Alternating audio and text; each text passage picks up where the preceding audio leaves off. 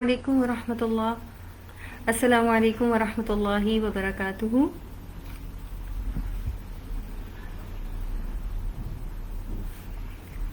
کیا آپ مجھے سن سکتے ہیں؟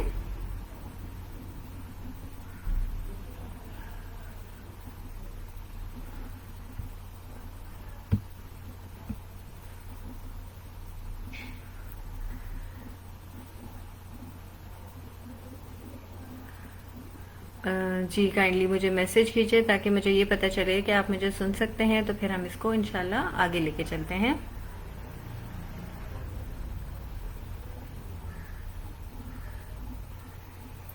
اوکے الحمدللہ. کیسے ہیں آپ سب؟ کافی دن بعد آپ سب سے ملاقات ہوئی اور بہت اچھا لگتا ہے جب بھی آپ کے ساتھ وقت گزارتے ہیں.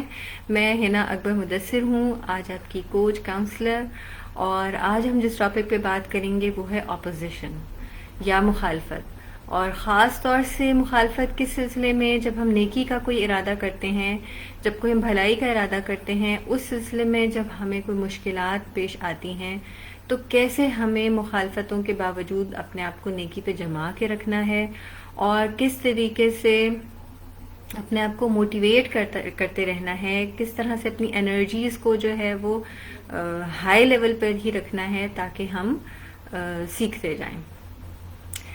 دعا سے آغاز کریں گے. نحمده ونصلی علی رسولہ الکریم، اما بعد فاعوذ باللہ من الشیطان الرجیم. بسم اللہ الرحمن الرحیم. رب اشرح لی صدری ویسر لی امری واحلل عقدۃ من لسانی یفقہوا قولی. رب زدنی علما. اللہم فقہنا فی الدین. آمین یا رب العالمین.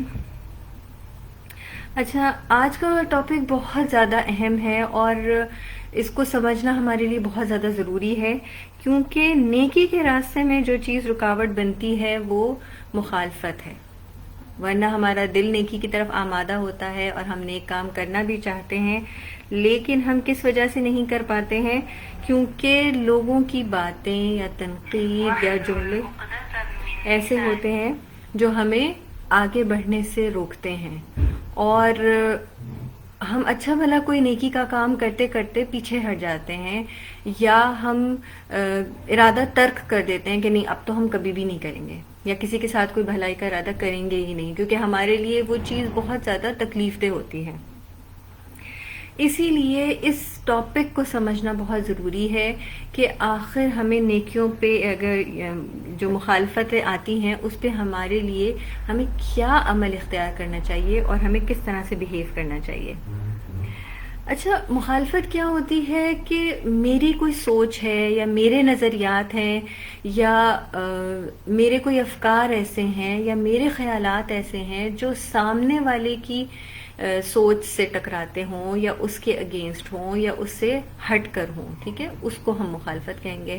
اور اس کے نتیجے میں کیا ہوتا ہے کہ سامنے والے کا قول یا عمل اس طرح کا ہو کہ اس سے میں جو نیکی کا کام کر رہی ہوں اس سے رک جاؤں، یا اپنے دل میں اس کے لیے برا جانوں، یا اس کے لیے میرے اندر منفی خیالات آئیں. یہ ساری چیزیں اس مخالفت کے نتیجے میں ہوتی ہیں.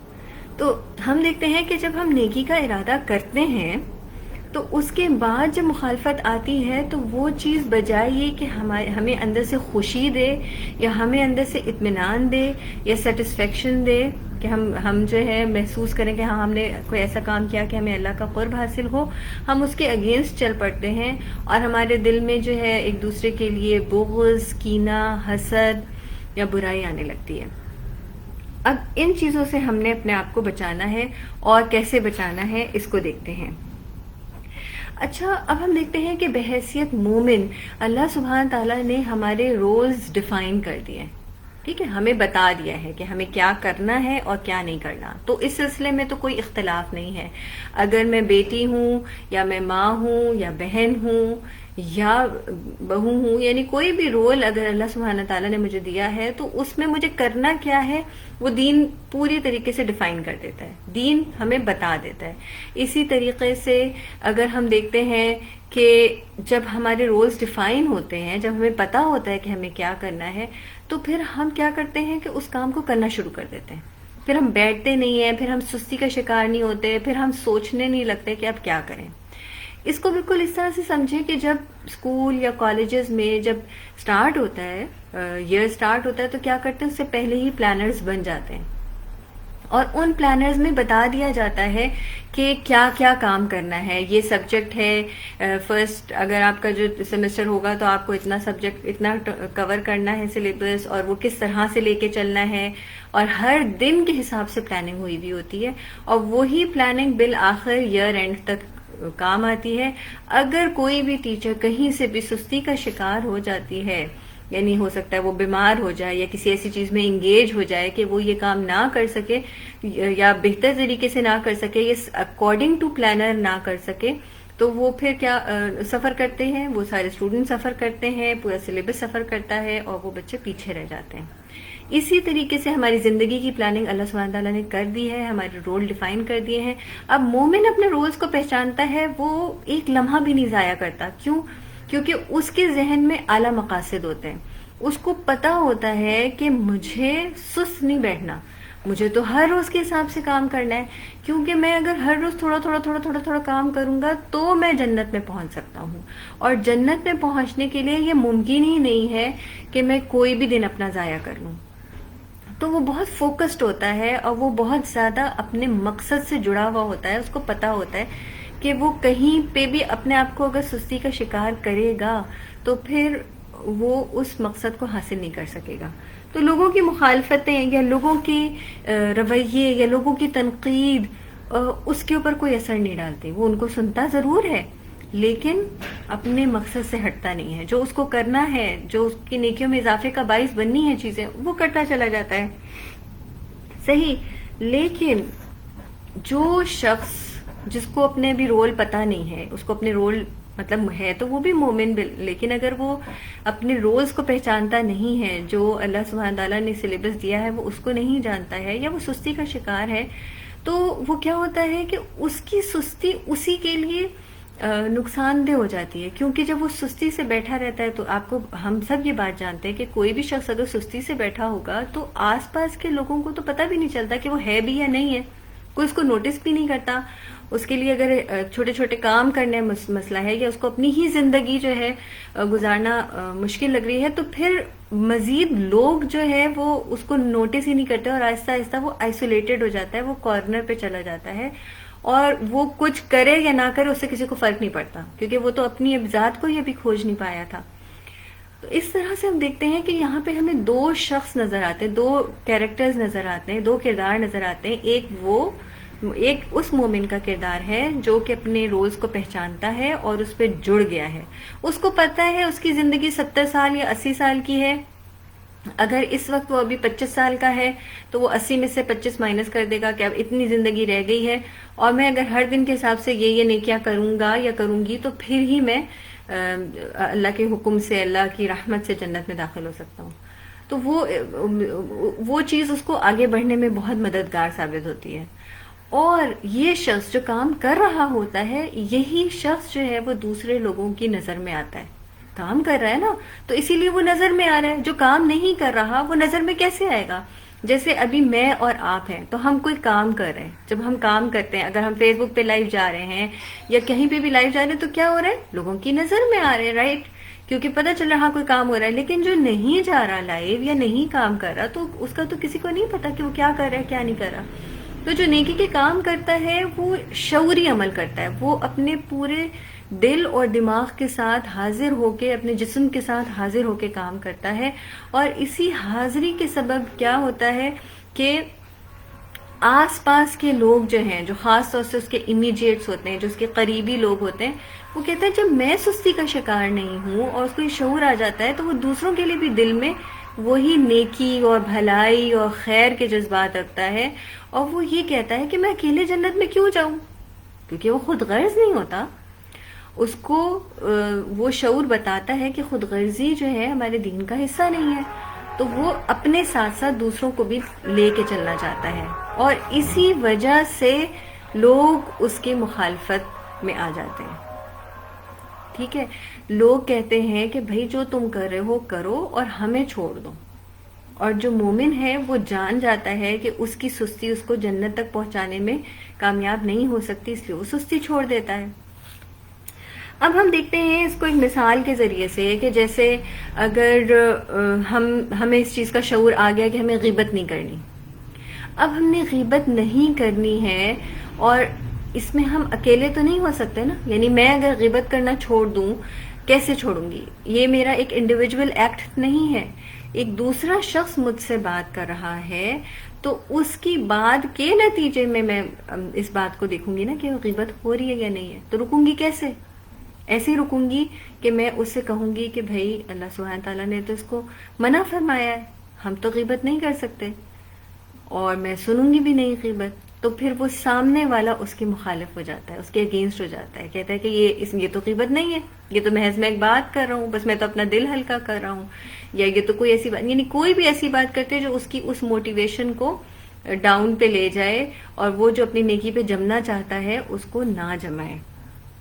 اسی لیے یہ بہت زیادہ ضروری ہے کہ جب نیکی کا ارادہ کیا جائے تو پھر اس کے بعد اس پہ جم جانا چاہیے۔ صحیح؟ اب یہ کیسے ہوگا کہ ہم اس پہ جم جائیں؟ کیونکہ جب ایک شخص کو، یعنی ایک مومن کو شعور ہو گیا ہے کہ اس کو نیکی پہ جم جانا ہے، تو وہ گناہ کبیرہ اور صغیرہ دونوں سے اجتناب کرتا ہے۔ حرام اور حلال اس کو پتا ہوتا ہے تو وہ حرام اور حلال کے دائرے میں رہتے ہوئے کام کرتا ہے۔ وہ جانتا ہے کیا چیز کرے گا کہ جس سے اللہ کے ہاں اس کا رتبہ بلند ہوگا، اور کیا چیز نہیں کرے گا کہ اللہ کے ہاں اس کا رتبہ کم ہوتا چلا جائے گا۔ تو وہ اتنا شعوری طور پہ پریزنٹ ہوتا ہے، اتنا اس کے اندر جو ہے پریزنس آف مائنڈ ہوتا ہے کہ وہ اس کے تحت کام کرنا شروع کرتا ہے۔ اب ہمیں اس سلسلے میں نا کچھ پوائنٹس ہیں جو یاد رکھنے چاہیے۔ اگر ہم اس کو یاد رکھیں گے تو ہمارے لیے کیا فائدہ ہوگا کہ جب مخالفت آئے گی، جب ہم کوئی نیکی کا کام کریں گے، تو ہم اس وقت ان پوائنٹس کو سامنے رکھتے ہوئے اپنی نیکی پہ جمے رہ سکتے ہیں۔ کیا آپ بالکل اس کے لیے تیار ہیں؟ اب دیکھیں، اس میں سب سے پہلی چیز جو ہے، جو کہ بہت اہم ہے، وہ یہ کہ ہمیں اپنے جو بلیف سسٹم ہے نا، اس کا اسٹرانگلی پتہ ہونا چاہیے۔ ہمارا جو بلیف سسٹم ہے، ہمارے جو عقائد ہیں یا ویلیوز ہیں، اس کا ہمیں شعوری علم ہونا چاہیے۔ جیسے اگر مثال دیتی ہوں کہ جیسے اگر میرے بھائی نے یا میرے باپ نے یا میرے شوہر نے کوئی چیز میرے پاس رکھوائی، ٹھیک ہے، امانتاً، اور کہا کہ ہم اتنے دن کے بعد لے لیں گے۔ اب 6 مہینے یا سال گزرنے کے بعد وہ اپنی امانت لینے کے لیے آئے، تو ہو سکتا ہے کہ میں بھول گئی ہوں کہ میں نے کہاں رکھا تھا، یا یہ بھی ہو سکتا ہے کہ وہ چیز مجھ سے ضائع ہو گئی ہو، یا یہ بھی ہو سکتا ہے کہ میں نے اس میں سے کچھ چیز استعمال کر لی، ہو سکتا ہے وہ پیسے ہو یا کچھ ہو، میں نے ضرورتاً استعمال کر لی ہو اور میں اس وقت ان کو بتانا بھول گئی، یعنی کوئی بھی ایسی چیز ہو سکتی ہے کہ میں نے اس امانت میں خیانت کی ہے، چاہے شعوری طور پہ یا غیر شعوری طور پہ، ٹھیک ہے، یہ میٹر نہیں کرتا۔ اب مجھ سے کوئی پوچھنے آتا ہے تو میں اگر اس وقت یہ سوچنے لگ جاؤں کہ اگر تو میں نے ان کو یہ بتا دیا تو پھر یہ تو برا مانیں گے، یا یہ غصہ ہوں گے، یا یہ مجھے برا بھلا کہیں گے، اور میں ان سے جھوٹ موٹ کوئی بات بول دوں، تو یہاں پہ میرے بلیف سے ٹکرائے گا نا، کہ اگر میرا بلیف یہ کہ مجھے کسی حال میں جھوٹ نہیں بولنا، میں نے جھوٹ تو بولنا ہی نہیں ہے چاہے کچھ بھی ہو جائے، تو پھر کیا ہوگا کہ میں اس وقت سچ بات سامنے رکھ دوں گی، جو بھی سچ بات ہوگی وہ میں سامنے رکھ دوں گی، اور نتائج کی ذمہ داری قبول کروں گی کہ ہاں یہ میری کوتاہی ہے، یا یہ مجھ سے غلطی ہوئی ہے، یا یہ مجھ سے بھول ہوئی ہے، تو اللہ سبحانہ تعالیٰ مجھے معاف فرمائے، اب آپ بتائیں کہ میں اس نقصان کو کیسے پورا کر سکتی ہوں۔ تو یہ میرا بلیف سسٹم ہے، یہ میرے عقائد ہے، یا میرا ایک اسٹرانگ سوچ ہے کہ ہاں مجھے یہ کام کرنے ہیں۔ تو ہمیں اپنے بلیف سسٹم کو ڈیفائن کرنے کی ضرورت ہے۔ یہ بہت زیادہ ضروری ہے کہ ہمیں پتہ ہو کہ ہم کیا چاہتے ہیں۔ اگر ہم اس کو اپنے پاس لکھ لیں اور اس کا جائزہ لیتے رہیں تو وہ ہمارے لیے بہت معاون اور مددگار ثابت ہوگا۔ آپ لوگ سوچیں کہ آپ کا کیا بلیف سسٹم ہے۔ کچھ چیزیں نا ہمیں بچپن سے سلیبس میں بتائی گئی ہیں اور وہ لاشعوری طور پہ ہمارے ذہن میں تو بیٹھی ہوئی ہیں، لیکن ہم نے کبھی اس پہ شعوری طور پہ نہیں سوچا۔ جیسے سچ بولو، کبھی جھوٹ نہیں بولنا چاہیے، امانت پہ خیانت نہیں کرنی چاہیے، اور دوسروں کے کام آنا چاہیے. یہ چیزیں ہم نے بچپن سے جیسے نا سنی ہیں، لیکن کبھی اس پہ ہم نے اپنے آپ کو آمادہ نہیں کیا کہ یہ ہمیں کرنا ہے. رائٹ؟ تو اپنا بلیف سسٹم ڈیفائن کیجئے، اور کم از کم 6 سے 8 کیریکٹرز اپنے پاس رکھیے، لکھیے کہ یہ 6 سے 8 کیریکٹرز میرے اندر ہیں جو مجھے ڈیفائن کرتے ہیں. کہ اگر میں کہوں کہ میں ڈیفائن کروں کہ میں ہنا ہوں، تو یہ 8 کوالٹیز میرے اندر ہوں گی. نبی صلی اللہ علیہ وآلہ وسلم کا بلیف سسٹم کیا تھا؟ وہ صادق تھے، وہ امین تھے. ٹھیک ہے، یہ بات ان کے مخالفین بھی مانتے تھے، اور خود نبی صلی اللہ علیہ وآلہ وسلم کا عمل ہر جگہ یہ بتاتا تھا کہ ان کو مخالفتوں کی پرواہ نہیں تھی. وہ ہر حال میں سچ بولتے تھے، چاہے ادھر ان کی اپنی جان کو بھی خطرہ ہو یا ان کو نقصان پہنچنے کا بھی خطرہ ہو. وہ اپنے اس عمل سے کبھی بھی پیچھے نہیں ہٹے. ٹھیک. حضرت ابراہیم علیہ السلام کی کوالٹی جو قرآن میں بتائی گئی ہے وہ کیا ہے؟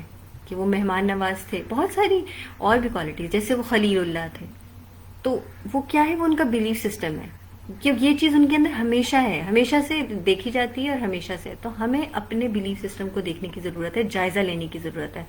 اپنے آپ کو دیکھیں کہ میرے اندر کیا کوالٹیز ہے، اس کو لکھیں اور اس پہ پھر جم جائیں. اور پھر اسی طرح اگر آپ والدہ ہیں، یعنی کہ آپ مدرز میں سے ہیں، تو اپنے بچوں کو بھی بلیف سسٹم جو ہے وہ ڈیفائن کریں. جیسے بچے اگر کبھی خلاف حقیقت بات کرتے ہیں، کبھی جیسے جھوٹ بول دیتے ہیں، تو اس بجائے یہ کہنے کے کہ جھوٹ نہیں بولو، گندی بات ہوتی ہے، یا نعوذ باللہ ہم اور بھی بہت سی ایسی باتیں کر جاتے ہیں، اس کے بجائے ہم بچوں سے بٹھا کے یہ کہہ سکتے ہیں کہ آپ بتاؤ بیٹا کہ کیوں سچ کیوں بولنا چاہیے اور جھوٹ کیوں نہیں بولنا چاہیے، تاکہ وہ جو کام نیکی کا کر رہا ہے وہ پورے شعور کے ساتھ کرے، اس لیے نہیں کہ اس کی ماں کہہ رہی ہے یا کوئی بڑا کہہ رہا ہے. تو اپنے بلیف سسٹم کو جو ہے وہ ڈیفائن کرنا بہت زیادہ ضروری ہے. کہ میرا کیریکٹر جو ہے، جیسے ہم لکھتے ہیں نا کیریکٹر اسکیچ لکھتے ہیں، اور ہم اگر انبیاء کے بارے میں پڑھتے ہیں یا صحابہ کرام کے بارے میں پڑھتے ہیں، تو ہم ڈیفائن کرتے ہیں کہ ہاں حضرت عثمان رضی اللہ عنہ غنی تھے، یا حضرت عمر جو ہے وہ حق بات سچ بات بولنے والے تھے، یا مزاج کے کیسے تھے، یا حضرت علی کے بارے میں کہ ہاں وہ شجاعت والے تھے. تو وہ ان کے کیریکٹرز ہیں. ہمارا کیا کیریکٹر ہے؟ ہمارے کیا کیریکٹرز ہیں؟ تو ایٹ لیسٹ 8 سے 9 اپنے کیریکٹرز ضرور ڈیفائن کریں کہ ہم ہیں کیا. یہ بہت زیادہ ہیلپ فل ہوتا ہے ہمیں جب مخالفتیں سامنے آتی ہیں تو اپنے آپ کو جمانے میں. اچھا، پھر اس کے بعد جو چیز ہمیں بہت زیادہ مدد دیتی ہے، اور جس کے لیے ہم ہر نماز میں اللہ سبحانہ تعالیٰ سے دعا کرتے ہیں کہ اہدنا الصراط المستقیم، ہر نماز میں دعا کرتے ہیں اور ہمیشہ کہتے ہیں اللہ تعالیٰ ہدایت دے. اپنے لیے بھی کہتے ہیں، اور کسی کو بھی ہم اور بھی دیکھتے ہیں کہ کوئی اگر ایسے غلط کام کرنے پہ انوالو ہوتا ہے تو ہم اس کے لیے کیا کہتے ہیں کہ اللہ تعالیٰ اس کو ہدایت دے، کہتے ہیں نا. تو سب سے زیادہ ضروری جو چیز ہے جس کو مانگا گیا ہے اور جس میں ہم دعا کرتے ہیں اور دوسروں کے لیے بھی اس چیز کی خواہش کرتے ہیں، تو اس کے لیے ہمیں کیا کرنا ہے کہ قرآن سے جڑنا بہت ضروری ہے. کیونکہ ہدایت کا منبع قرآن ہے، ہدایت کا چشمہ جو ہے وہ قرآن ہے. تو قرآن سے جڑنا بہت ضروری ہے. قرآن کو پڑھنا درست تجوید کے ساتھ، درست مخارج کے ساتھ، اور اس سے جڑے رہنا. جب کوئی چیز جڑ جاتی ہے تو اس کا کیا مطلب ہوتا ہے کہ وہ اس کے ساتھ ہمیشہ رہتی ہے. کسی خاص حالات میں، خاص واقعات میں، یا خاص کسی واقعے کے وقت نہیں ہوتی، بلکہ وہ ہر وقت اس کے ساتھ ہوتی ہے، وہ اس کی رہنمائی کرتی ہے. کیونکہ ہم خود اس کتاب کو پڑھتے ہوئے کیا کہتے ہیں؟ ذَلِكَ الْكِتَابُ لَا رَيْبَ فِيهِ، یہ وہ کتاب ہے جس میں کوئی شک نہیں. کوئی شک نہیں ہے تو نہیں ہے. یعنی اگر اس میں کوئی شک نہیں ہے تو یہ کیا ہے؟ ہدی للمتقین، ہدایت ہے تقوی والوں کے لیے. تو ہم تو یہاں اللہ سے یہی مانگ رہے ہیں نا کہ اللہ تعالیٰ ہمیں سیدھا رستہ دکھا. یہ جو سیدھا رستہ ہے یہ سیدھا نیکی پہ ہمیں ابھارتا ہے، اور یہ نیکی ہمیں جنت کی طرف لے جاتی ہے. اور اس کے لیے ہمیں یہ دیکھنا ہے کہ جب ہم قرآن سے جڑیں تو پھر ایسے جڑیں کہ پھر اس کے بعد ہم ڈاواں ڈول والی کیفیت میں نہ رہے کہ کبھی پڑھا کبھی نہیں پڑھا، کبھی سمجھا کبھی نہیں سمجھا، اور اپنے مرضی کے اس میں سے مطالب لے لیا، یا مرضی کے اس میں سے ہم نے اپنی چیزیں لے لی اور باقی چیزیں چھوڑ دیں. جب اللہ نے کہہ دیا تو پھر ہم نے اس کو مان لیا اور اس پر عمل کیا. تو یہ بہت ضروری ہے کہ ہم اپنے آپ کو قرآن سے جوڑیں، قرآن والے کہلائیں. اللہ کے نزدیک سب سے بہترین کون ہے؟ جو علم سیکھے اور سکھائے. اور پھر قرآن کا علم وہ علم ہے جو ہمیں جنت کے راستوں کی طرف نشاندہی کرتا ہے، ہمارے لیے آسانیاں کرتا ہے، ہمارے لیے جو یہ ہماری کنفیوژنس ہیں ان کو دور کرتا ہے. جتنا جتنا ہمارا ذہن وسیع ہوگا نا، جتنا جتنا ہمارا ذہن پرسکون ہوگا، اتنا زیادہ ہمارا دین پہ عمل کرنا اور اس پر جمے رہنا آسان ہوتا جائے گا.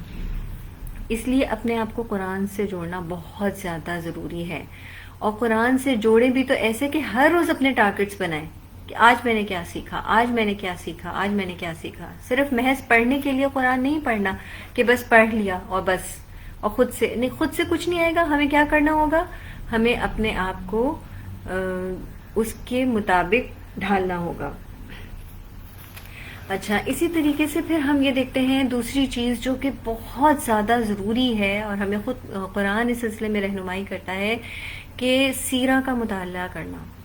سیرہ کا مطالعہ ہمارے لیے بہترین لائے عمل ہے کہ ہم اس کے مطابق اپنی زندگی گزار سکیں. کیونکہ قرآن میں بہت سارے احکامات ہیں جو ہم سوچتے ہیں کہ یہ شاید ہم نہیں کر سکتے، یہ ہمارے لیے پاسبل نہیں ہے. لیکن جب ہم نبی صلی اللہ علیہ وآلہ وسلم کی ذات کو دیکھتے ہیں، جب ہم انبیاء کرام کو دیکھتے ہیں، جب ہم صحابہ کرام کو دیکھتے ہیں، تو ہم کہتے ہیں ہم سب نے یہ کام کیے. یہ حکم اللہ نے میرے لیے اتارا ہے، تو یہ تو مجھے کرنا ہے. اور پھر جب ہم صحابیات کے قصے پڑھتے ہیں کہ وہ ایک عورت ہوتے ہوئے کیا کیا کچھ کرتے تھے، تو پھر ہمارے لیے وہ چیز بہت زیادہ آسان ہو جاتی ہے اور ہم اس کو آرام سے کر لیتے ہیں. تو اس لیے سنت پر عمل کرنا، سیرہ کے مطابق چلنا بہت زیادہ ضروری ہے. ایک چھوٹی سی مثال دیکھیں، جیسے ہم بچوں سے کہتے ہیں، ہم خود بھی کہتے ہیں کہ سیدھے ہاتھ سے جو ہے پانی پیو، کیونکہ نبی صلی اللہ علیہ وآلہ وسلم نے کبھی الٹے ہاتھ سے اس طرح سے ترغیب نہیں دی کہ الٹے ہاتھ سے پانی پیو یا کھڑے ہو کے پی لو. یعنی ہر چیز کے کیا ہے، سٹینڈرڈز ہیں. سو کر اٹھنا ہے تو آنکھوں کو ملنا ہے، یا ناک کو جھاڑنا ہے، یا چہرے پہ ہاتھ پھیرنا ہے. یعنی کہ ہر چیز کے سٹینڈرڈ ہے. دنیا میں بھی ہم سٹینڈرڈ کے ساتھ رہتے ہیں نا، تو آخرت بنانے کے لیے بھی ایک سٹینڈرڈز مقرر کیے گئے ہیں. تو اس میں بھی ہم یہ دیکھتے ہیں کہ جب ہم سیرہ کا مطالعہ کرتے ہیں تو ان چیزوں پہ عمل کرنا بہت آسان ہو جاتا ہے. دل میں محبت پیدا ہو جاتی ہے کہ ہاں یہ کام تو میرے لیے بہت آسان ہے اور یہ چیز تو میرے لیے فائدہ مند ہے. وہ مجھے جسمانی فائدہ بھی دیتی ہے اور مجھے روحانی فائدہ بھی دیتی ہے.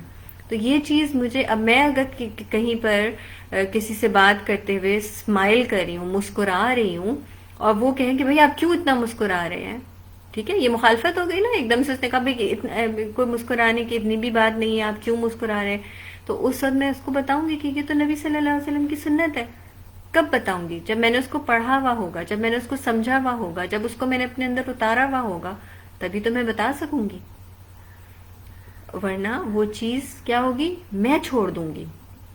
وہ چیز میرے اندر نہیں اتری ہوگی نا، تو میں چھوڑ دوں گی. میں مسکرانا بند کر سکتی ہوں، میں اچھی بات کہنا بند کر سکتی ہوں، کیونکہ مخالفت مجھے اپنے اندر کیا کرے گی، ڈھانپ لے گی، اور میری اچھائیاں جو ہیں وہ کم ہو جائیں گی.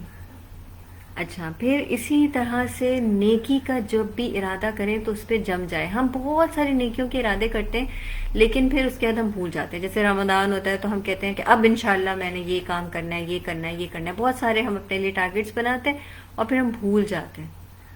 تو نیکیوں کا ارادہ کر کے جم جانا ہے. اس کے لیے اپنے پاس لکھ کے رکھیں کہ میرا جو ہے رمضان ٹارگٹ یہ ہے، پھر میرا شوال ٹارگٹ یہ ہے، ٹھیک ہے. اپنے ٹارگٹس لکھ کے رکھا کریں تاکہ بھول نہ پڑے، کیونکہ یہی چھوٹی چھوٹی نیکیاں ہیں جو ہماری تولی جائیں گی. روز قیامت ان کو باقاعدہ ترازو میں تولا جائے گا اور تول کے حساب کتاب ہوگا. تو ترازو تو ہمیں بھاری چاہیے نا، ترازو تو ہمیں وہ والا چاہیے جو ہمیں جنت کی طرف لے جائے انشاءاللہ تعالی. اس لیے بہت ضروری ہے. جیسے دنیا میں یہ ہے، ہر چیز تول کے لیتے ہیں نا. اگر ہم نے پیاز لیا اور ہم نے بس اندازے سے لے لیا کہ اچھا بھئی 1 کلو پیاز چاہیے، لیکن اندازے سے اٹھا لیا سبزی والے نے، یا کوئی اور ایسی سبزی ہے جو اس نے اندازے سے اٹھا کے دے دی، تو ہم اسے کیا کہتے ہیں، تول کے دو، وزن سے دو. میں نے اتنی قیمت پے کی ہے تو اس کے حساب سے دو. تو اللہ سبحانہ تعالیٰ وہاں ہمارے نیکی کے اعمال تولیں گے. تو جب نیکی کے اعمال زیادہ ہوں گے تبھی تو ہم جنت میں جائیں گے، اور پھر جنت کے بھی درجات ہیں. اس لیے بہت زیادہ اپنے آپ کو اس پہ جمانے کی ضرورت ہے. اچھا، پھر اسی طریقے سے یہ بھی چیز آتی ہے کہ چھوٹے سے چھوٹے گناہ کو بھی حقیر نہ سمجھے. چھوٹے سے چھوٹے گناہ کو بھی یہ کر کے نہ کرے کہ چھوڑے رہنے دیں، یہ ہو گیا اب انشاءاللہ تعالی آئندہ نہیں ہوگا. چھوٹے سے چھوٹے گناہ کو بھی بڑھا جانے، کیونکہ یہ بھی مومن کی نشانی ہے کہ وہ اس کے لیے گویا ایک پہاڑ کا ایک بوجھ ہوتا ہے اس کے اوپر، تو وہ اس کو بھی حقیر نہیں سمجھتا، وہ اپنے اندر سے اس گندگی کو بھی دور کرنا چاہتا ہے، اور یہ چیز اس کو جما دیتی ہے نیکیوں کے راستے پہ. پھر کوئی مخالفت اس کو مخالفت نہیں لگتی. اب ہم نے قرآن پڑھا اور اس میں حجاب کا حکم آیا. اب لوگوں کے اپنے اپنے بلیف سسٹم ہے نا، لوگوں کی اپنی اپنی سوچ ہے. ہم اس پہ جمنا چاہتے ہیں، کسی نے ہمیں کچھ بول دیا کہ کوئی بھی ایسا جملہ بول دیا تو ہم کیا کریں گے؟ اپنے نیکی کے ارادے کو چھوڑ دیں گے، جو ہم نے قرآن میں پڑھا ہے اس پہ عمل کرنا چھوڑ دیں گے، یا ہم اس پہ جم جائیں گے، یا ہم اس پہ اپنے آپ کو باندھ لیں گے کہ نہیں، مجھے اس پہ عمل کرنا ہے کیونکہ میں نے اس کو پڑھا ہے اور میں نے اس کو جانا ہے. تو اس لیے کسی بھی چھوٹے سے چھوٹے گناہ کو گناہ نہ جانے کہ باتوں باتوں میں ہنسی مذاق میں جھوٹ بول دینا، یا کسی کی دل آزاری کر دینا، کسی کو تکلیف دے دینا، اپنے آپ کو بچانے کے لیے دوسرے کو مشکل میں ڈال دینا، یہ ساری چیزیں پھر ہمارے لیے کیا کرتی ہیں؟ نیکیوں میں مشکلات پیدا کرتی ہیں. ہم دیکھتے ہیں نا بعض لوگوں کے لیے نیکیاں کتنی آسان ہوتی ہیں، کتنے سارے کام کر رہے ہوتے ہیں وہ، اور بعض لوگ کوئی بھی نہیں کام کر پاتے. تو ہم نے اپنے آپ کو اس چیز سے بچانا ہے اور دعا کرنی کہ اللہ تعالیٰ چھوٹے سے چھوٹے گناہ ہوں یا بڑے سے بڑے گناہ ہوں، اللہ تعالیٰ مجھے اس سے دور رکھے، مجھے بچا کے رکھے. اچھا، پھر اسی طریقے سے اللہ کے راستے میں لگے رہنا. یہ بہت ضروری ہے کہ ہم اپنے آپ کو اللہ کے راستے میں لگائیں، کیونکہ جب ہم نیک صحبت اختیار کرتے ہیں، جب ہم نیکی کا راستہ اختیار کرتے ہیں تو اور ایسے لوگوں کی کمپنی میں رہتے ہیں تو کیا ہوتا ہے کہ ہم آٹومیٹکلی نیکی کی طرف آمادہ ہو جاتے ہیں، ہم خود بخود جو ہے نیکیاں کرنے لگتے ہیں. اس کے لیے صحبت اختیار کرنا بہت ضروری ہے، اور دین میں صحبت کی اہمیت بھی بہت زیادہ ہے. سیدنا ابو موسیٰ رضی اللہ عنہ سے روایت ہے کہ نبی صلی اللہ علیہ وآلہ وسلم نے فرمایا کہ ایک مومن دوسرے مومن کے حق میں ایک عمارت کی مانند ہے جس کا ایک حصہ دوسرے کو مضبوط کرتا ہے. اور آپ صلی اللہ علیہ وآلہ وسلم نے اپنی ایک ہاتھ کی انگلیوں کو دوسرے ہاتھ کی انگلیوں کے اندر کیا. تو جب ایک عمارت کی مانند ہوتا ہے تو ہم سوچ سکتے ہیں نا کہ عمارت کیسی ہوتی ہے، اس کی بیس کیسی ہوتی ہے، اس کی بنیادیں کیسی ہوتی ہیں، اور اس میں جو مٹیریل یوز ہوتا ہے جو اس کو اسٹرانگ کرتا ہے وہ کیسا ہوتا ہے. مومن کی بھی کیفیت ایسی ہی ہے. تو ہمیں اپنی صحبت کو، اپنی کمپنی کو چیک کرنے کی بہت زیادہ ضرورت ہے کہ ہماری کمپنی کیسی ہے، اور نیکی کے کام میں لگے رہنے کی ضرورت ہے، کیونکہ پھر نیکیاں کیا کرتی ہیں؟ برائیوں کو مٹا دیتی ہیں. اس لیے جب ہم اللہ کے راستے میں نہیں لگیں گے نا، جب ہم اللہ کے راستے میں کام نہیں کریں گے نا، تو خود بخود کیا ہوگا کہ دنیا کی محبت ہم پر حاوی ہوتی جائے گی. مال کی محبت، دنیا کی محبت، چیزوں کی محبت، وہ آہستہ آہستہ آہستہ آہستہ اس طرح ہم پر سرایت کرتی چلی جائے گی کہ ہم اصل مقصد سے ہٹ جائیں گے. ہم دیکھتے ہیں جب ہم نیک لوگوں کی صحبت میں ہوتے ہیں، جیسی نماز کا وقت ہوتا ہے، کسی کے کوئی بھی ساتھی کہہ دیتا ہے کہ چلے جی نماز کا وقت ہو گیا، تو ہم سستی کا شکار ہی نہیں ہو پاتے. تو اس لیے اس کو اپنے اندر اختیار کرنے کی ضرورت ہے. اچھا، پھر اسی طریقے سے ہمیں اپنے آپ کو علم سے جوڑے رکھنے کی بہت ضرورت ہے. ہمارے ہاں ایک یہ کانسیپٹ ہے کہ بس ہم قرآن کو پڑھتے ہیں بچپن میں ناظرہ کے طور پہ، جیسے بچوں کو پڑھا دیتے ہیں 8-9 سال کی عمر میں ان کا قرآن مکمل ہو گیا اور بس جی ختم ہو گیا کہانی، حد سے حد دوسری دفعہ اس کو پڑھا دیا، تو ہم سمجھتے ہیں کہ ہم نے قرآن پڑھا دیا اور ہمارا فرض ادا ہو گیا. یہ یوں نہیں ہے. قرآن ساری زندگی کے لیے ہدایت ہے، اور ہدایت کب ملتی ہے؟ جب اس کو سمجھتے ہیں، جب اس کا فہم حاصل کرتے ہیں. تو جیسے بچہ جب نرسری میں ہوتا ہے تو اس کو کیا ہوتا ہے؟ اس کو بس اے بی سی ڈی اور اس طرح کی چیزیں پڑھائی جاتی ہیں نا، لیکن کلاس 5 میں تو اے بی سی ڈی نہیں پڑھائی جاتی، اس میں اور چیزیں ہوتی ہیں، اس کی ایج سے ریلیٹڈ ہوتی ہیں. اور جب وہ گریجویشن میں ہوتا ہے تو اس کی ایج سے ریلیٹڈ چیزیں ہوتی ہیں. اور اسی طرح سے جب وہ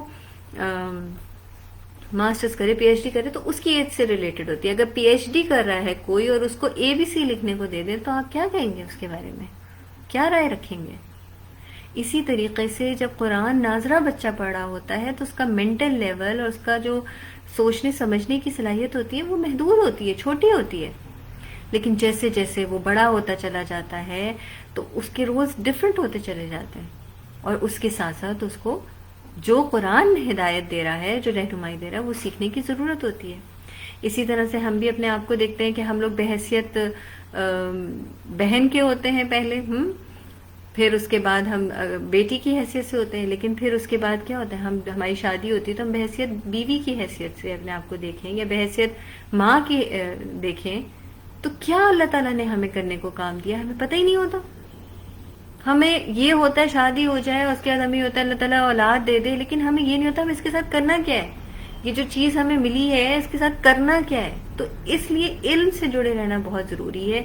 ہر رول جو آپ کا زندگی میں ہے اس میں جا کے ہمیں دیکھنے کی ضرورت ہے, بار بار بار بار بار بار. اگر ہمارے اندر کوئی نیکی کا کام کرنے کا دل نہیں چاہ رہا, ہم سستی کا شکار ہو رہے ہیں, تو ہمیں جا کے پڑھنے کی ضرورت ہے کہ نبی صلی اللہ علیہ وآلہ وسلم صبح شام سستی سے پناہ مانگا کرتے تھے. اور اگر ہم یہ دیکھتے ہیں کہ ہمارے دل میں کسی کے لیے حسد, کینہ یا بغض آ رہا ہے تو ہمیں اس کو جا کے پڑھنے کی ضرورت ہے کہ اس کے کیا نقصانات ہیں اور کیسے یہ چیز مجھے جو ہے وہ جنت سے ہٹا کے جنت سے دور کر دے گی. اس لیے علم سے جڑے رہنا بہت زیادہ ضروری ہے. علم وہ واحد یعنی حقیقی علم جو ہے, جو اللہ سبحانہ تعالیٰ کی طرف سے نازل کرتا ہے, وہ واحد ہے, وہ واحد سورس ہے جو ہمیں جنت کی طرف لے کے جائے گا. اس سے جڑنا بہت ضروری ہے. ہم باقی سارے علم حاصل کریں, منع نہیں ہے, سب علم حاصل کریں, لیکن اس کو ساتھ ساتھ رکھیں. ہم پرائرٹائز نہیں کر سکتے کہ ہم دنیاوی علم کو تو ٹاپ پہ رکھ لیں اور اس کے لیے اپنی راتوں کی نیند, اپنا مال, اپنی جان اور ہر چیز دینے کی فکر کریں, اور جو دین کا علم ہے, جو ہمارے لیے جنت کا سرمایہ ہے, اس کو ہم پیچھے ڈال دیں کہ ہاں ابھی تو ٹائم نہیں ہے, ابھی میں یہ کر لوں تو پھر, ابھی تو میں یہ کر لوں پھر, ابھی تو میں یہ کر لوں پھر, اور پھر زندگی کے آخری ایام شروع ہو جاتے ہیں. اس لیے بہت زیادہ ضروری ہے کہ اپنے اندر بھی اس شعور کو بیدار کریں اور اپنے بچوں کے اندر بھی اس شعور کو بیدار کریں کہ قرآن از فار ایور, ہمیشہ سے ہے, ہمیشہ تک رہے گا, ہدایت کا ذریعہ, ہمیں سے جڑے رہنا ہے.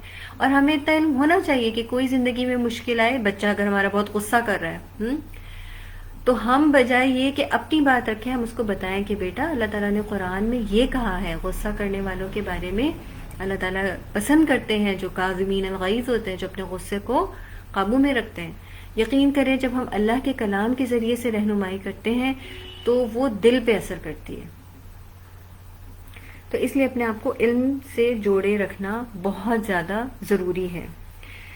اچھا, اور اس کے ساتھ ساتھ جو بہت اہم چیز ہے وہ عمل, اور وہ ایسا عمل جو مسلسل ہو, کنٹینیوس پروسیس ہے.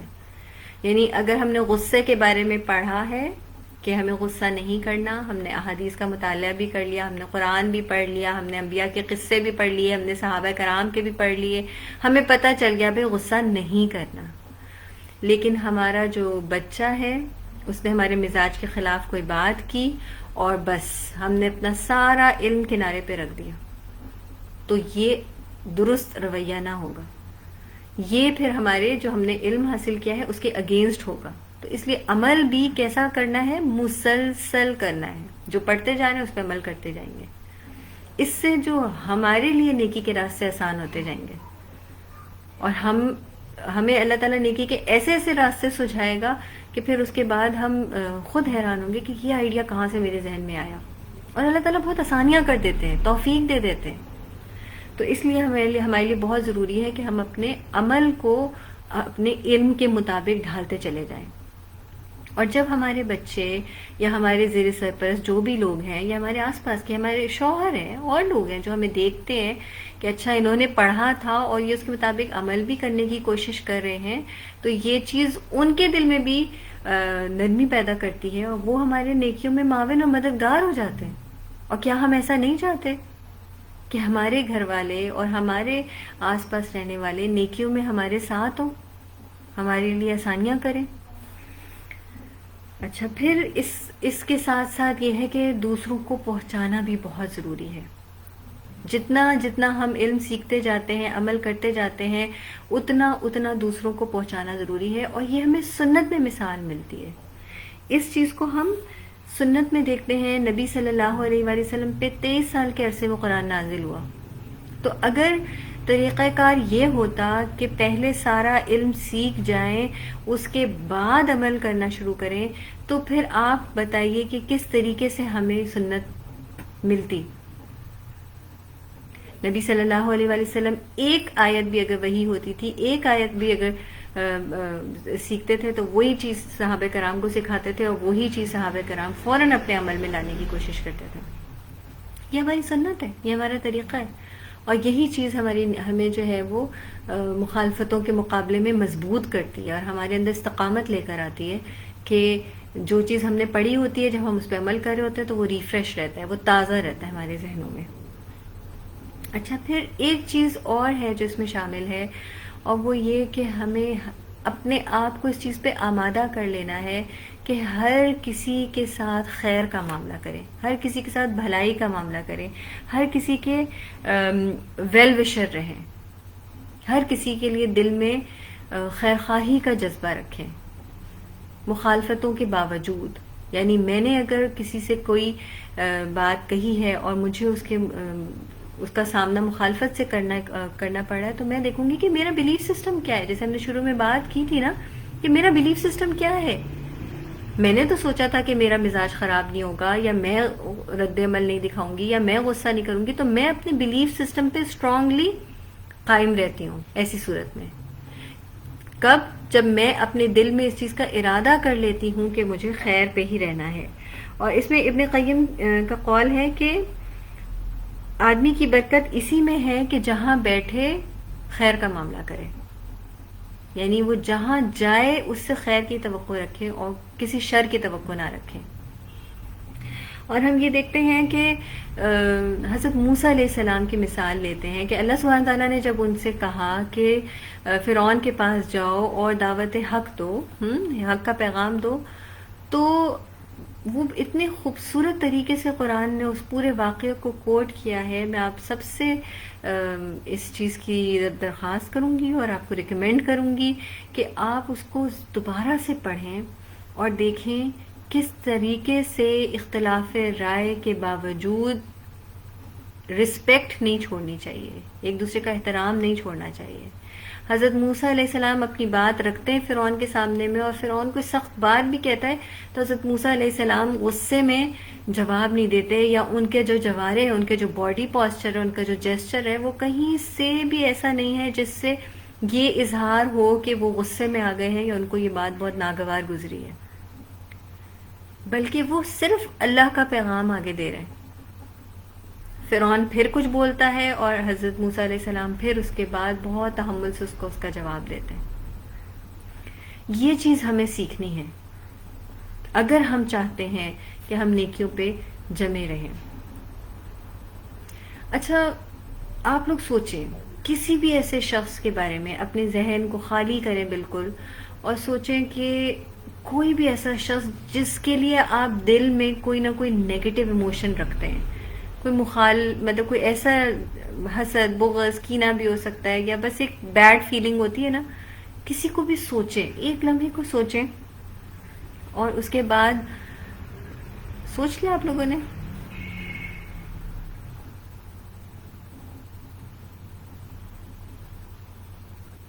ٹھیک ہے۔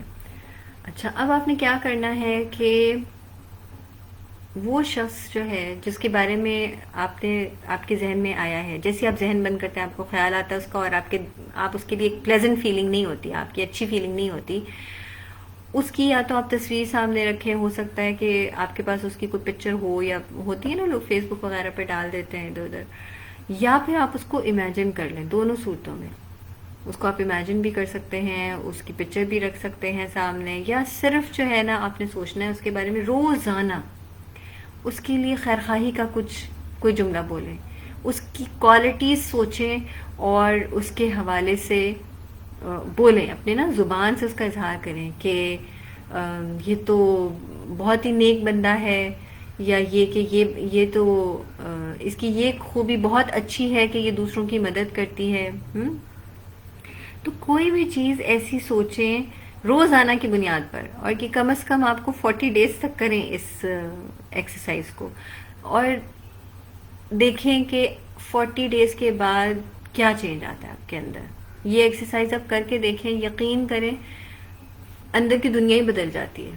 اس شخص کے لیے جو بھی نیگیٹو فیلنگز ہوتی ہیں یا جو نیگیٹو خیالات ہوتے ہیں وہ خود بخود چینج ہو جاتے ہیں. اس لیے کیونکہ ایک بات ہمیں یاد رکھنی چاہیے کہ آس پاس کی چیزیں نہیں بدلتی، ہمارا سوچنے کا انداز بدل جاتا ہے، ہماری اندر کی دنیا بدل جاتی ہے، ہمارا دل بدل جاتا ہے. آخر کیا وجہ تھی کہ حضرت عمر رضی اللہ عنہ تو نبی صلی اللہ علیہ وسلم کے بہت بڑے مخالف تھے اور آپ کی جان کے در پہ تھے، لیکن اس کے بعد اللہ کے رسول صلی اللہ علیہ وسلم کے لیے جان دینے پہ آمادہ ہو گئے. آخر اس کی کیا وجہ تھی؟ چینج کون ہوا تھا؟ نبی صلی اللہ علیہ وسلم تو وہی تھے، آس پاس کا ماحول تو وہی تھا. چینج کون ہوا تھا؟ دل کی دنیا کس کی بدلی تھی؟ حضرت عمر کی بدلی تھی نا. تو اس لیے یہ بہت ضروری ہے کہ ہم اس نقطے کو سمجھیں کہ اگر ہمیں کہیں سے مخالفت کا سامنا کرنا پڑ رہا ہے یا کوئی ایسے حالات ہو گئے ہیں کہ جو میرے مزاج کے خلاف ہیں، جو میں نیکی کرنے کا ارادہ کر رہی ہوں اور وہ میرے ٹارگٹ کے اگینسٹ جا رہا ہے، تو اس وقت میں 1 منٹ کو سوچوں، بیٹھوں اور سوچوں یہ کام میں نے کیوں شروع کیا تھا، اس کے پیچھے کیا مقاصد تھے، کیا چیز ایسی میں نے سنی تھی جس کو سن کے میں نے چاہا تھا کہ میں عمل کروں، کیا چیز ایسی میں نے دیکھی تھی جس کو دیکھ کے میں موٹیویٹ ہوئی تھی. اور ان سب چیزوں کو سوچتے ہوئے، مطلب فوری رد عمل کے بجائے اس کو سوچتے ہوئے، اور پھر اس کے بعد دوبارہ سے اپنے آپ کو جوڑیں، جمع کریں، گیدر کریں اور اپنی نیکی پہ جم جائیں. اپنے کسی بھی نیکی کے کام کا ارادہ، ہم نے کسی کی مدد کرنے کی کوشش کی، یعنی کہ ہم نے اپنے کسی رشتہ دار کے ساتھ سوچا کہ اس کے ساتھ بھلائی کا معاملہ کریں، ہم نے اس کی اگر مالی مدد کرنے کا سوچا یا اس کی کوئی جسمانی مدد کرنے کا سوچا، اور اس نے ہمارے بارے میں برا بھلا کہنا شروع کر دیا یا ہماری نیت پہ شک کرنا شروع کر دیا، تو کیا ہم نیکی کا کام چھوڑ دیں گے؟ بتائیے.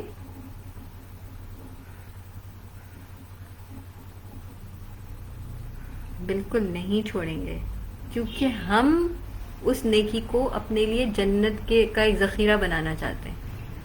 ہمارا مقصد جو ہے، ہمارا جو ایم ہے، وہ ہمیں واضح ہونا چاہیے، وہ ہمارے لیے کلیئر ہونا چاہیے کہ ہم کیا کرنا چاہتے ہیں. اچھا دیکھیں، ابھی اب آپ دیکھ رہے ہیں جیسے کووڈ کے بھی حالات چل رہے ہیں، سارا جسمانی بیماری آتی ہے تو ہم کیا کرتے ہیں؟ جسمانی بیماری آتی ہے جب کسی سامنے والے پر اور وہ چڑچڑا ہونے لگتا ہے، وہ بد مزاج ہونے لگتا ہے، یا وہ ایسی باتیں کر رہا ہوتا ہے جو ہمارے مزاج سے میل نہیں کھا رہی ہوتی، تو ہم کیا اسے لڑنے بیٹھ جاتے ہیں؟ ہم یہی کہتے ہیں نا کہ چھوڑو، بیمار ہے اس لیے چڑچڑا رہا ہے، بیمار ہے اس لیے جو ہے اس کا مزاج ایسا ہوا ہے. یہ ایسا ہے نہیں، یہ ابھی ایسا ہوا ہے کیونکہ یہ بیمار ہے. رائٹ؟ اسی طریقے سے جس کو اگر کوئی روحانی بیماری ہو جائے، یعنی اس کو نہیں اس چیز کا شعور کہ اس کو کس طرح سے اپنا اظہار کرنا ہے یا کس طرح سے بات کرنی ہے، تو پھر اس وقت وہ کیا کر رہا ہے؟ اس وقت جو سامنے والا ہے، جس کو شعور ہے، جو ذہنی طور پہ پختہ سوچ کے ساتھ ہے، ذہنیت کے ساتھ ہے، وہ اس وقت اس کے بارے میں یہ سوچے گا کہ اس کو شعور نہیں ہے، اس کا یہ جو جملہ بول رہا ہے اس کو شعور نہیں ہے. تو آپ بتائیے کہ کیا جب ہم کوئی نیکی کا ارادہ کریں تو کیا ہمیں سامنے سے مخالفت نہیں آئے گی؟ کیا ہر کوئی ہماری فیور میں ہی بولے گا؟ کیا ہر کوئی ہمارے حق میں ہی بولے گا؟ ہر کوئی واہ واہ ہی کرے گا، تعریف ہی کرے گا، ہر کوئی کہے گا واہ بھی کیا زبردست کام کیا؟ ایسا ہوگا؟ ایسا نہیں ہوگا بالکل. تو اس لیے یہ بہت زیادہ ضروری ہے کہ ہم پازیٹو فیڈ بیک لے لیں، یعنی جو بھی ہم کام کریں گے اس کے نتیجے میں لوگ اپنے ریمارکس دیں گے، تو جو بھی ریمارکس ہیں ان کو ضرور غور سے سنیں، ان کو ضرور غور سے سنیں کہ وہ کیا کہہ رہے ہیں، لیکن اس کی نیگیٹو انرجی نہ لیں، جو وہ منفی بات کہہ رہے ہیں یا منفی انداز سے کہہ رہے ہیں یا منفی سوچ کے ساتھ کہہ رہے ہیں اس کو نہ لے. وہ منفی سوچ ہمیں آگے بڑھنے سے روکے گی. بلکہ اگر ہم نے کوئی بھی اچھا کام کیا ہے، اگر ہم نے سچ بولنے کا ارادہ کیا ہے اور ہر حال میں سچ بولتے ہیں اور لوگ ہمیں کہتے ہیں کہ تم تو بے وقوف ہو، یہ تو بے وقوفی ہے بہت بڑی اور تمہیں تو عقل ہی نہیں ہے، تو اس کے نتیجے میں کیا ہم اپنا اچھا عمل چھوڑ دیں گے، یا ہم یہ دیکھیں گے کہ ہو سکتا ہے کہ میں نے جو سچ کا مظاہرہ کرنا تھا وہ حکمت کے ساتھ نہیں کیا، ہو سکتا ہے جس طریقے سے یہاں سچ بولنا چاہیے تھا اس طریقے سے میں نے یہاں سچ نہیں بولا، ہو سکتا ہے کہ رانگ ٹائم اور رانگ لوگوں کے ساتھ بول دیا، غلط جگہ پہ بول دیا، ہو سکتا ہے میری حکمت میں کمی ہو، میرے انداز میں کمی ہو، میرا طریقہ درست نہ ہو. یہ ضرور دیکھ سکتے ہیں لیکن ان کی نیگیٹو انرجی نہیں لیں گے. آپ دیکھیں جیسے ہم جانوروں کو دیکھتے ہیں تو جانور کیا کرتے ہیں، جانور محبت کو پہچانتے ہیں. قربانی کے دنوں میں کیا ہوتا ہے، اس کی خدمتیں ہو رہی ہوتی ہیں، اس کو کھلایا جا رہا ہوتا ہے، اس کو پلایا جا رہا ہوتا ہے، لیکن جانور ہر کسی کے ساتھ ایک جیسا نہیں ہوتا. جو اس کے ساتھ محبت کے ساتھ پیش آ رہا ہوتا ہے، جو اس کا خیال رکھ رہا ہوتا ہے، اس کے ساتھ بہت اچھا ہوتا ہے. اور بعض دفعہ جو ہے بعض لوگ خود تو بہت اچھے ہوتے ہیں لیکن اس طرح کیئر شو نہیں کر پا رہے ہوتے تو ان کے ساتھ وہ نارمل بھی ہوتے ہیں. بعض دفعہ بعض جانور جو ہے وہ حملہ بھی کر دیتے ہیں. لیکن جو پیٹس ہوتے ہیں عموماً جن کو پالا جاتا ہے، حتیٰ کہ طوطا یا چڑیا یا اس طرح کے بھی جو پالے جاتے ہیں پرندے، تو وہ بھی جو ہے اپنی سنسیئرٹی شو کرتے ہیں. وہ اپنے فطرت کے مطابق کام کر رہے ہوتے ہیں. اگر ہم کوئی پودا لگاتے ہیں، پھول لگاتے ہیں، آپ دیکھیں، آپ اس کو اپنے ساتھ کر کے دیکھیں کہ کوئی پلانٹ ہے، آپ اس کو لگائیں لیکن چھوڑ دیں، پھر اس کی کیئر نہ کریں، اس کے سامنے جا کے اس کی برائی کریں، یہ کون سا پودا لگا دیا، اس کے تو پتے ایسے خراب ہیں، اس پہ تو کانٹے اگتے ہیں، یہ تو بیکار ہے. آہستہ آہستہ آہستہ ہم دیکھیں گے کہ وہ پودا گرو ہی نہیں کرے گا، وہ پودا آگے چلے گا ہی نہیں. تو ہمیں بھی اس بات کا خیال رکھنا ہے کہ ہم مخالفتوں میں سے نیگیٹیوٹی نہ لیں بلکہ پازیٹیوٹی اپنے لیے لیں. کیا نبی صلی اللہ علیہ وآلہ وسلم نے مخالفتوں کا سامنا نہیں کیا؟ تو نبی صلی اللہ علیہ وآلہ وسلم مخالفتوں کا سامنا کیسے کرتے تھے، کس طریقے سے نبی صلی اللہ علیہ وآلہ وسلم اس کو رسپونڈ کرتے تھے؟ یاد رکھیے، جب بھی مخالفتیں آئیں تو ہمیں رسپونڈ کرنا ہے، ہم نے شعوری کوشش کرنی ہے، بجائے یہ کہ ہم ان مخالفتوں کو سن کر غمزدہ ہو جائیں، تکلیف کا شکار ہو جائیں، ہم ہرٹ فیلنگ ہو جائے ہمارے اندر، یا ہم ایسے غم کا شکار ہو جائیں کہ وہیں بیٹھ جائیں. پھر ایسی مخالفتیں جو ہم اپنے اوپر لے لیتے ہیں، اپنے اوپر طاری کر لیتے ہیں، اور ہم یہ چاہتے ہیں کہ سارے لوگ میری تعریف کریں اور میرے بارے میں اچھا سوچیں اور میری واہ واہ ہو، تو اس میں یقین جانیے ہماری نیت کیسے ہو جاتی ہے، خراب ہو جاتی ہے. کیونکہ ہم نے جو اپنا بلیف سسٹم بنایا تھا وہ اس کے اگینسٹ چلی جاتی ہے. ہم تو اللہ کی رضا کے لیے کوئی کام کر رہے تھے، ہم اس لیے نہیں کر رہے تھے. اس لیے اس چیز کی بہت زیادہ ضرورت ہے کہ ہم اپنے بلیف سسٹم کے مطابق ہی چلیں، اور پھر اس میں کوئی بھی مخالفت ہوگی تو ہم کبھی بھی اپنے راستے سے نہیں ہٹیں گے، ہم کبھی بھی اپنے مشن سے نہیں ہٹیں گے. اور میں آپ ہر کوئی چاہتا ہے، ہر کسی کی خواہش ہے، ہمارا ٹارگٹ یہ ہے کہ اللہ سبحانہ تعالیٰ ہم سے ایسے اعمال کروائے کہ ہمیں اللہ کا دیدار نصیب ہو. ہم میں سے ہر ایک چاہتا ہے کہ اس کو جنت الفردوس عطا ہو. اور سب سے اہم چیز وہ ہے دعا. دعا مومن کا ہتھیار ہے، دعا کو لازم پکڑ لیں. اللہ کے رسول صلی اللہ علیہ وآلہ وسلم دعاؤں کو لازمی ہتھیار کے طور پہ استعمال کرتے تھے نا، جبکہ وہ اللہ کے محبوب تھے. اس کے باوجود انہوں نے کبھی بھی کسی بھی موقع کو دعا سے خالی نہیں چھوڑا. تو ہمارا دل اگر غمزدہ ہوا ہے تو ہم رنج و غم کی جو دعائیں ہیں وہ پڑھ لیں. ہم بول دیں کہ اللہ اللہ ربی لا اشرک بہ شیئا. ٹھیک ہے، ہم اللہ سے مانگے. ہم دیکھتے ہیں کہ حضرت یعقوب علیہ السلام نے بھی دعا مانگی، انما اشکو بثی وحزنی الی اللہ، کہ میں اپنے غم اور اپنے جو دکھ اور تکلیف ہے اس کا اظہار، اس کا بیان صرف اللہ سبحانہ تعالیٰ سے کرتا ہوں. تو ایسا نہیں ہے کہ انبیاء پہ غم نہیں آئے. حضرت نوح علیہ السلام ان کی مثال ہمارے سامنے کہ کتنے سال انہوں نے تبلیغ کی، کیا ان کو غم نہیں آیا؟ قوم کی مخالفتیں نہیں سہی، تو انہوں نے دعا کا سہارا لیا، دعا کے ذریعے مدد مانگی۔ ہم حضرت مریم علیہ السلام کو دیکھتے ہیں، اللہ نے ان پہ آزمائش ڈالی تو انہوں نے دعا کے ذریعے، حضرت آسیہ کو دیکھتے ہیں کہ انہوں نے دعا کے ذریعے اللہ سے مدد مانگی۔ تو جب بھی ہم کوئی کام کرنے کا ارادہ کریں نیکی کا اور اس میں مخالفتیں آئیں تو اپنے آپ کو اللہ کے حوالے کریں، دعا مانگیں، استقامت کی دعا مانگیں، اللہ تعالیٰ سے ہم یہ چیز مانگیں کہ ربنا لا تزغ قلوبنا بعد اذ ہدیتنا وہب لنا من لدنک رحمہ۔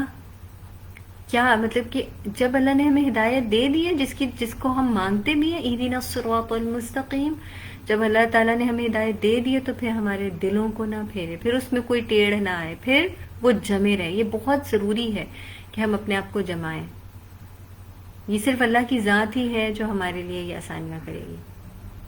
اب آپ کا کوئی سوال ہے تو آپ ضرور کریں، ورنہ ہم اپنے سیشن کو پھر انشاءاللہ وائنڈ اپ کرتے ہیں۔ الحمدللہ ہمارے کئی ساتھی یہاں موجود ہیں، اور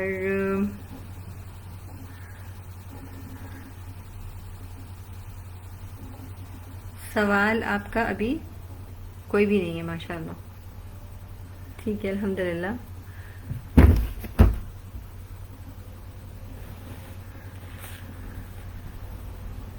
جی کوئی بھی سوال، کوئی بھی بات جو آپ کہنا چاہتے ہو، اگر سوال نہیں بھی ہے، ضروری نہیں کہ سوال ہو، کچھ آپ اپنا ایکسپیرینس شیئر کرنا چاہتے ہو تو بھی کر سکتے ہیں، ابھی آپ کے پاس موقع ہے کہ آپ شیئر کر سکتے ہیں، کیونکہ یہ شیئرنگ بہت مددگار ہوتی ہے۔ بعض دفعہ کوئی چیز ہمارے لیے بہت چھوٹی ہوتی ہے لیکن ہمارے کسی ساتھی کی شیئرنگ سے یا کسی بات سے ہمیں بڑا حوصلہ ملتا ہے اور ہمیں بہت ایک طمانیت کا احساس ہوتا ہے کہ ہاں ہمارے ساتھ اور بھی لوگ موجود ہیں جو مختلف آزمائشوں سے گزر رہے ہیں اور مختلف مخالفتوں کو جو ہے کس طرح سے وہ کیٹر کر رہے ہیں۔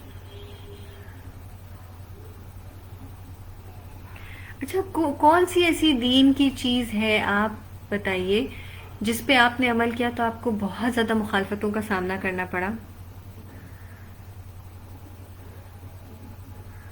کیا جب بھی آپ نے دین کے کسی معاملے پہ عمل کیا تو سب نے آپ کو ویلکم کیا، سب نے آپ سے کہا کہ ہاں تم نے تو بہت اچھا کام کیا ہے، ہمیشہ آپ کو اپریسیشن ہی ملی، ایکنالجمنٹ ہی ملی،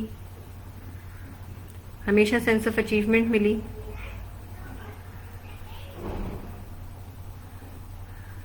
اچھا الحمدللہ کہ ہمارے سارے ساتھی جو ہیں بغیر مخالفتوں کے یہاں پر موجود ہیں، اللہ کا بہت شکر ہے۔ اگر نیکی کے راستے میں ہم مخالفتوں کا سامنا نہیں کر رہے اور ہمارے گھر کے افراد اور آس پاس کے لوگ ہمارے ساتھ ہیں تو یہ اللہ تعالیٰ کی بہت بڑی بلیسنگ ہے۔ اللہ تعالیٰ سے ہماری دعا ہے کہ اللہ تعالیٰ ہمارے لیے دین کے راستے پہ عمل کرنا آسان کر دے، ہمارے اندر وہ وسعت پیدا کر دے کہ ہمارے دلوں میں، ہمارے ذہنوں میں کہ ہم دوسروں کو ان کی خوبیوں اور خامیوں سمیت قبول کریں اور لوگ بھی ہمیں ہماری خوبیوں اور خامیوں سمیت قبول کریں، اور ہمارا ایک ہی مقصد ہو کہ ہمارا رب ہم سے راضی ہو جائے۔ جس وقت ہم اس دنیا سے جائیں تو ہمارا رب ہم سے راضی ہو، ہم ایسے کام کریں کہ اللہ سبحانہ تعالیٰ ان کو پسند فرمائے، اس لیول کا ہو، اس سٹینڈرڈ کا ہو جو کہ اللہ نے مقرر کیا ہے، اور سیرہ کو اپنائیں، سنت کو اپنائیں۔ آپ سب کے ساتھ بہت اچھا وقت گزرا اور بہت کچھ سیکھا۔ اللہ سبحانہ تعالیٰ ہمیں کہیں بھی ہر بات پہ عمل کرنے کی توفیق عطا فرمائے اور ہمیں خیر اور عافیت سے دوبارہ ملوائے۔ جزاکم اللہ خیرا کثیرا۔ السلام علیکم ورحمۃ اللہ وبرکاتہ۔